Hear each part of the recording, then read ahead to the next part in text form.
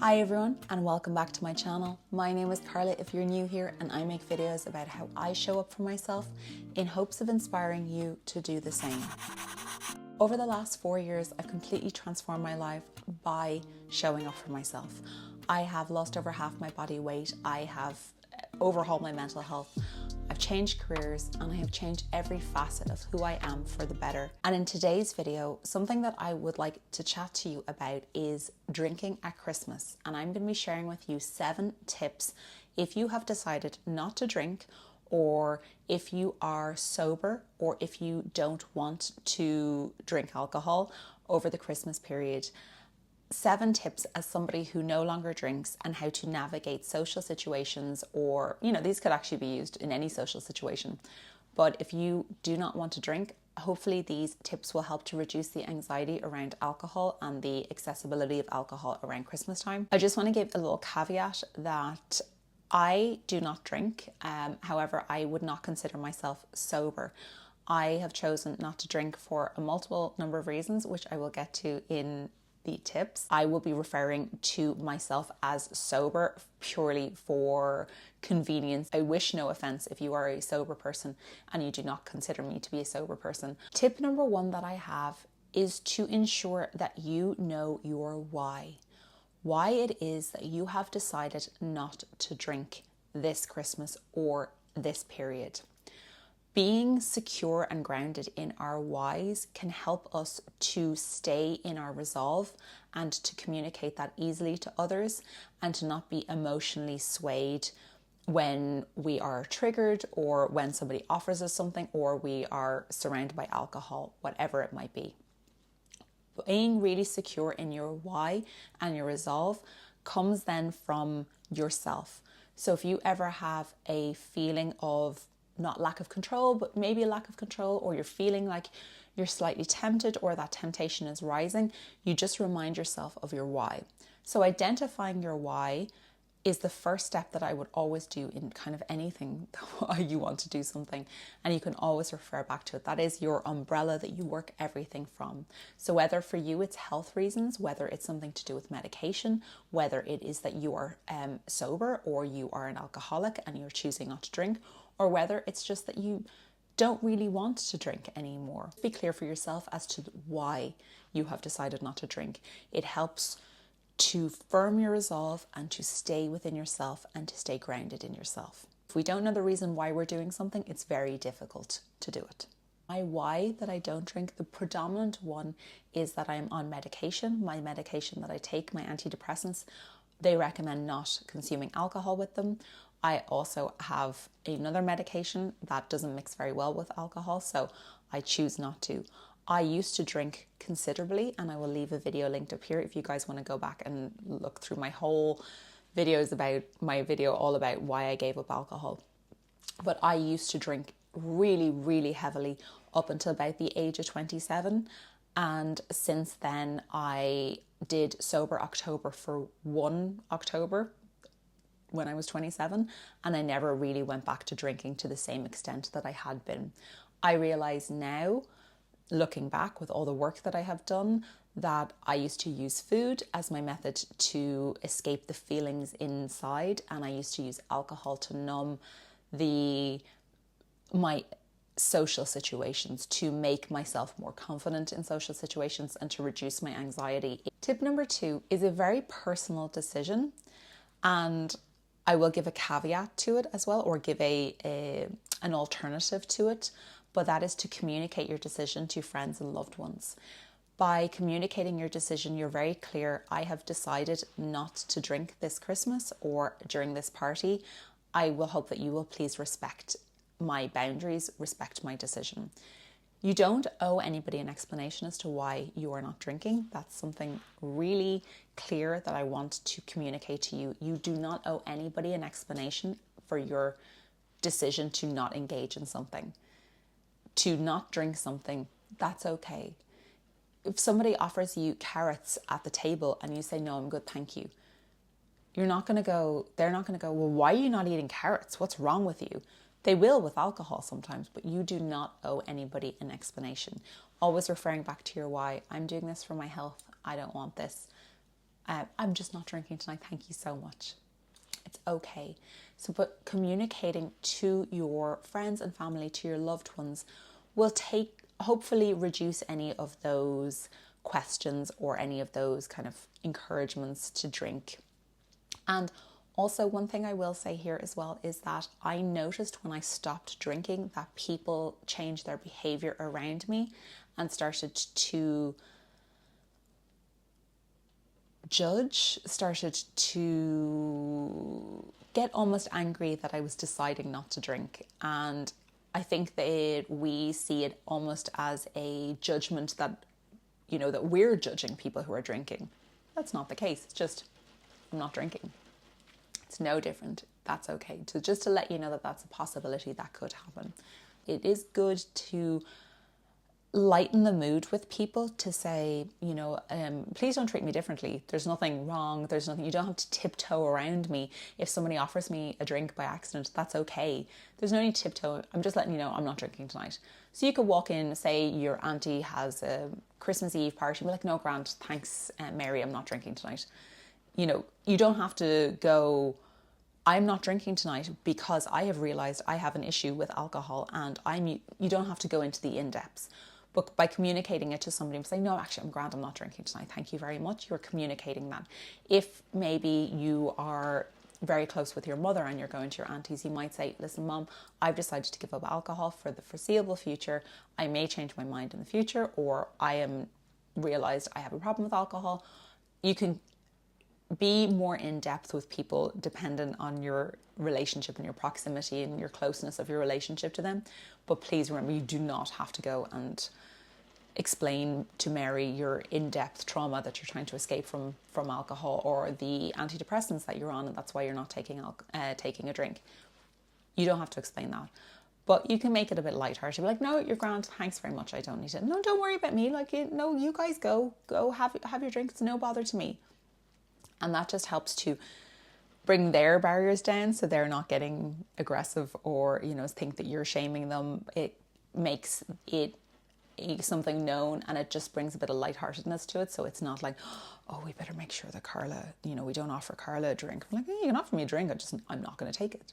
And on the other hand of communicating this with other people, I want you to know as well that it is perfectly okay for you to not tell anybody that you're not drinking. You don't have to tell people. You can tell people and make it really serious. You can tell people and make it really lighthearted, or you can choose not to tell anybody at all. That is your prerogative. It is up to you what you want to do. You do not have to share anything with anybody. You do not owe anyone an explanation as to why you are not drinking.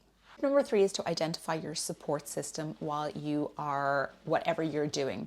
If it's a family get together, family drinks, dinner, whatever it is, Christmas Day, and you're going over to your family, identify somebody who is your support system that's with you.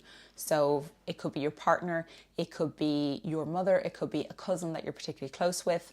If you're going to the office Christmas party, it might be a co-worker that you get on really well with, and they are your support system, and they are the person that maybe that you can identify with and say, listen, I'm finding this really hard right now. And they can, they're not going to be your sponsor or anything like that, and I don't have a sponsor or anything like that, but just to let you know, like, they might say, just to have somebody that you can go, I find this kind of hard right now, so I might bounce out, or I'm finding it really hard to refuse right now. So even just having somebody that you can sit with for a minute to escape from whatever situation's going on, or if you're feeling triggered or you're feeling tempted, just to have somebody there, that support system. Sometimes we don't have support systems, but I hope that you guys can identify somebody that you're close with in those situations. Tip number four is to bring your own drinks with you to a social situation. If you're going to a friend's house for a New Year's Eve party, bring your own drinks, bring your non-alcoholic beers, bring non-alcoholic wine, bring Coca-Cola, bring Diet Coke, bring whatever it is that you want, bring something with you, so that is your drink when you go to somebody's house, when you go to, for drinks somewhere, whatever, you go to the family for dinner, bring your drinks, that's your drink. When we bring a bottle of wine to somebody, we're like, yep, there's the bottle of wine, or you can bring like a Schlor or something like that, so that is yours. You have something that's for you, so you're not tempted to drink the alcoholic versions. Like, you know, say Mary, you're over at Mary's house on Christmas Eve and she's offering you some champagne. No, actually, I'm just going to have some of this. I brought this with me, so I'm going to stick to that. Thanks very much, Mary. Simple, easy, not making a big deal out of it. Remember, we're trying to guard our own peace here in these situations. On the same vein, if you're out maybe at an event, or you're at work drinks, or you're in a restaurant or something like that and socializing, I would always recommend ordering a mocktail. I found that mocktails help me to feel like I'm enjoying the situation in partaking, not just drinking water. I'm partaking, I'm having a bit of fun, but I'm not drinking. But I'm not consuming alcohol. I find that just helps me to kind of feel like I'm part of it, feel like I'm part of the merriment. I love a good mocktail. One tip that I'll give you as well is if you're at a social situation. I remember being at an event not so long ago and everybody was asking me why I wasn't drinking, why I didn't have a drink in my hand. Do you want to drink? And I think that people are not only just trying to encourage you to drink to make them feel better or to join the merriment. It's also that people want to be good hosts. They want to ensure that everyone has a drink in their hand, you know, so it's not like a personal vendetta against you to, you know, against your decision not to drink. It's just, you know, some people like to give love and make sure that they are people who come into their home or come to their event or whatever it is are taken care of. And this is, especially in Ireland, a very typical way to take care of somebody. At that event, everybody was asking me, did you get a drink? Do you want a drink? Have you not got a drink yet? Because there was cocktails that had been designed for it and they were gorgeous and they look lovely, but there was no mocktails. I went up to the bar and I asked the barman, could I have a goblet? You know, those big gin glasses, fill it with ice, put a couple of bits of fruit in it and just tonic. Or 7-Up. It looks like you're drinking a gin and tonic and it just stops everyone asking you why you're not drinking. Because honestly, it's frustrating. It gets a bit old answering it the 20th time. I do find that when I say I'm not drinking to somebody, they have to justify why they are to me. I don't care why somebody is drinking or isn't drinking. It doesn't bother me whether somebody is drinking around me, unless they're arseholed, but that's a totally different situation. Having something like that, just like having a mocktail or having that goblet, or, you know, getting, if you're getting champagne, if everyone's getting champagne, get a ginger ale in the champagne glass. It just stops people from, because people are really self-centered. We all are. I am myself. We all are. And we don't want to feel like we're being shamed by other people, but also we're not actually paying that much attention to other people. You know, so if like their champagne is slightly different colour to mine, I'm just going to notice. Tip number 5 then is to choose different types of activities. If you normally go with your friends for Christmas Eve drinks, maybe go to a Christmas market instead. Choose something that is different. Find a different type of activity. Nominate a different type of activity as opposed to just going to the pub or, you know, having drinks or whatever. Try doing something different. Tip number 6 then is to practice saying no. It can be difficult to say no at the start, but you can do it with kindness. This is something I talked about in my dieting around Christmas video. It's important that we practice saying no and we get comfortable with saying no. We can do it with kindness. We don't have to, you know, throw an offer back in somebody's face and like, no, I'm not drinking, Mary, get it together. If Mary's walking around the table and pouring red wine for everybody and she's not paying attention and she's just trying to be a good host, not singling you out and being like, oh, you know, you have to drink. It's not not always. Some people will. It's not always a personal vendetta against you. You know, if your glass is there, you just go, no, I'm grand, thanks. You know, no, I'm fine. Thanks so much, I'm grand. You don't have to make it a big deal. Practice saying no. No, I'm grand, thanks. I brought something with me, so I'm just going to have a bit of that. No, I'm grand, thanks. I have the car. I'm not driving tonight. You can make an excuse. You don't have to tell them everything. No, I'm grand, actually, I'm driving tonight, so I'm good. Thank you very much.